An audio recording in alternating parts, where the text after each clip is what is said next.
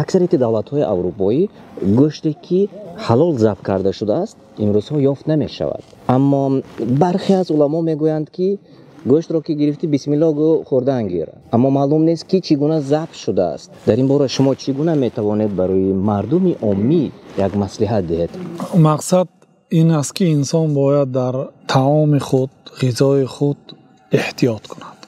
هر طعامی را بخورد، هر گوشتی را بخورد که باید بسم الله الله اکبر گفته شده باشد.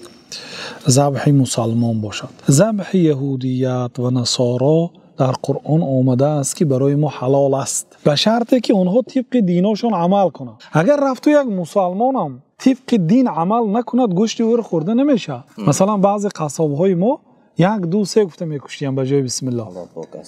مسلمان هستند، تاجیک هستند، به جای اینکه بسم الله الله اکبر گوین یک دو سه میگم، خورده نمیشه. یعنی این گونه گفتن قطعا ممکن نیست. غیر باید نام الله تعالی را گرفته شود. ولا تاکلوا مما لم یذکر اسم الله علیه. شما نخورید از آن قربانی هایی که در آن نام الله تعالی ذکر نشده است. گوشت یهودا و نصارا درست از خوردنش همان وقتی که آنها بسم الله گفته باشند، چون که در طبق دین آنها باید بسم الله گویند. چه که الله تعالی گفت که وقالت الیهود عزیر ابن الله. یهودا گفتند که عزیر پسر الله است. و قالت النصارى المسیح ابن الله. نصارا گفتند که مسیح پسر الله است. یعنی آنها کلمه الله را استفاده می‌بردند. الله نام الله تعالی است. بزرگترین نام الله سبحانه و تعالی الله است. بنابراین یهودا و نصارا این استفاده می‌بردند و طبق دین یهودان و نصارا باید آنها در وقت ذبح چهارم بسم الله الله اکبر گویند. وقتی که آنها به دینشان عمل نکردن حکمشان مانند اون مسلمانایی که به دین عمل نکردن. مثلا به نام حسین میکشن بعضی مسلمان ها، حرام است. به نام علی میکشن، حرام است. یا بسمیل میگوین فقط. بسمیل چی معنی دارد؟ به نامی. خب به نام کی آخر؟ اگر فقط بسمیل گفته کشد حرام است. باید بسم الله و الله اکبر مثلا اقلا باید بگوید. آن گوشت هایی که از آن یهودان است، نصارا است، مسلمان است، کسی که نباشه بسم الله اگر گفته نشده باشد قول صحیح از آنها خورده نمیشد. و آن دلیلی که از حدیث عایشه میبیارند رضی الله عنها که پیامبر صلی الله علیه و سلم حضرت عایشه میپرسند که یا رسول الله به ما گوشت هدیه شد. واقعا به پیامبر صلی الله علیه و سلم به عائلهشون خانهشون گوشت آورده دادند. ما گوشت هدیه آوردن یک مسلمان هایی که دین مسلمان شده بودند، دین اسلام قبول کردن، امروز به پیامبر اسلام گوشت هدیه کردن. یعنی این درباره آن یهود و نصارا گپ نمیرود. نه، مسلمان لیکن دین کافر بودن. حدیث و عهد بکفر.